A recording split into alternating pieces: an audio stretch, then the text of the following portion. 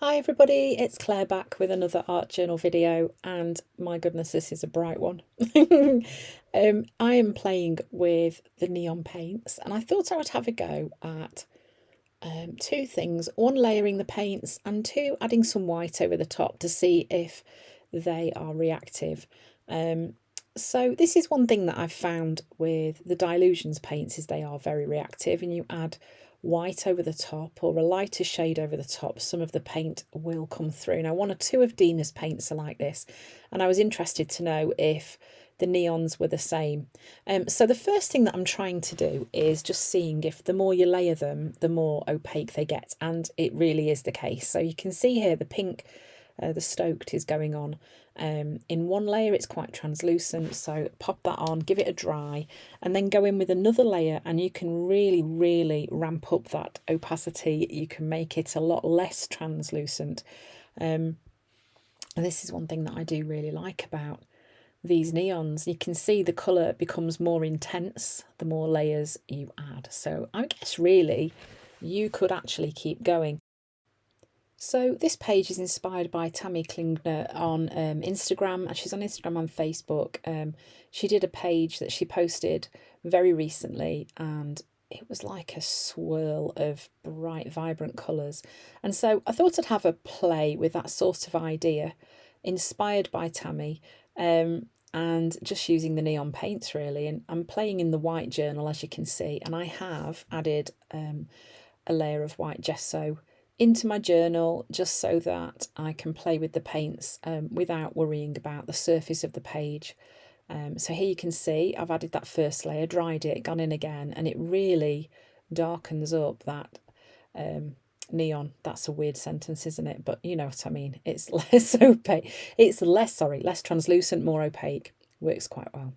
So it's just something that's worth knowing about these lovely neon colours. I have had one or two messages from people saying, oh my gosh, because of you, it's your fault. I've now had to buy the neon paints.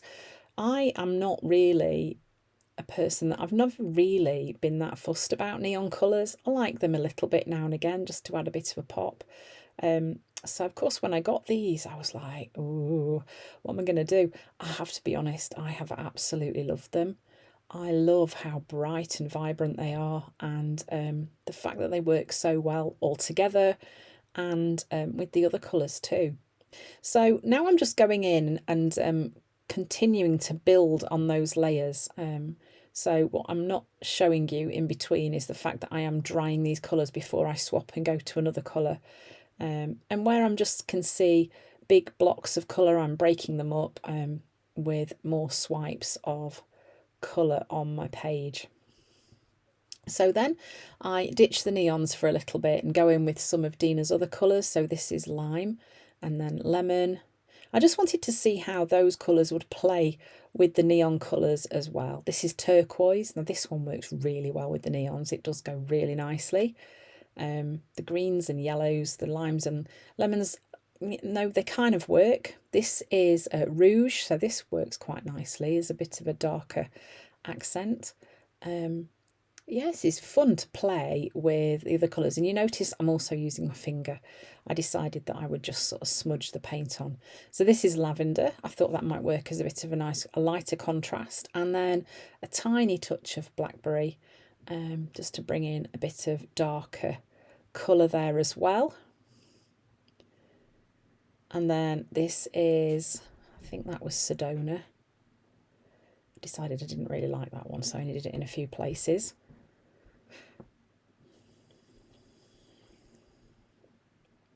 And then back in with stoked. So then I'm just working on top of some of the colours that I've added and just blending those a bit more with the neons again over the top. So then the page was given a really good dry. I'm then going in with the Posca pen and drawing some really loose circle type of shapes on my page. So then I'm using a Tim Holtz stencil. I can't remember what it's called because I've lost my little tag that goes with it, but it's got like a swirl of stars. So what I'm doing is putting one of the lines of stars onto the lines that I've drawn on my page and stenciling through using some white acrylic paint. So I just wanted an idea of the stars really. on my page, and that's why I'm not using the whole stencil. I want to kind of mimic the lines that I've drawn with my Posca pen.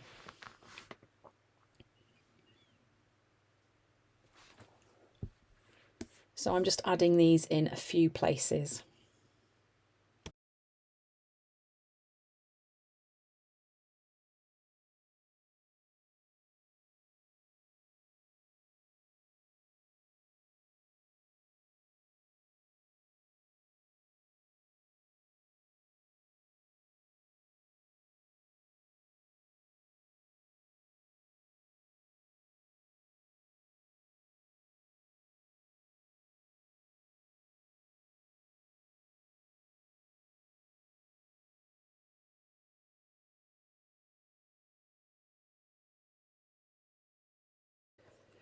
So then once I've done that, I am going in with my stamp that I designed for Funky Fossil. And I'm just using the dotty stamp, and I've taken it off the acrylic block because I just want to use parts of the stamp round. I'm not particularly wanting it to be uniform, and I'm not really worried about creating a really good imprint. I kind of just want an idea, and I'm using these to kind of break up that stenciling, to give that kind of light, airy feel to the page, and just because I love dots. I love using the dots, as you know. I don't need to keep telling you, but somehow I do.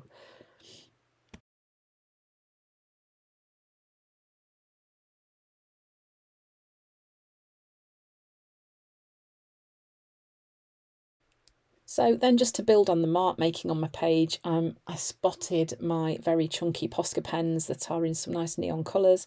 So I'm just using the shape of the nib of the pen and just doing some marks on my page with this neon pink. And then I go in with a sort of greeny, bluey colour, which is called turquoise, which is not, it's not a bright turquoise, it's quite a dark turquoise. I've done the same there. So then I decided that I wanted to add some black lines onto my page, but only fine ones. So I'm going in with this fine line gel pen from Pilot, and just adding some little black marks onto my page as well.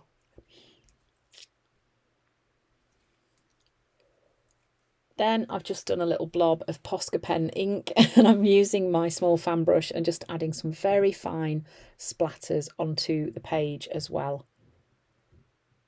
So I'm trying to make sure that there's enough contrast on the page as well as interest with the different patterns and colours. And I find that sometimes adding black splatters is a great way to quickly add a little bit more contrast onto a page.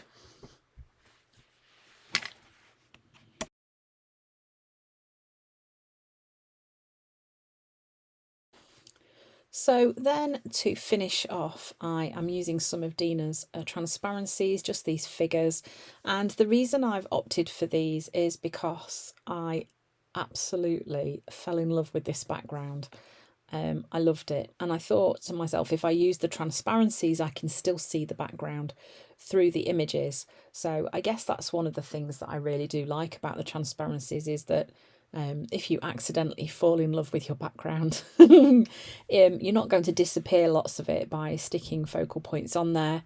And of course, like, I didn't really have to put focal point on. I could just have added some words on there, and I could even just have left the background as it was.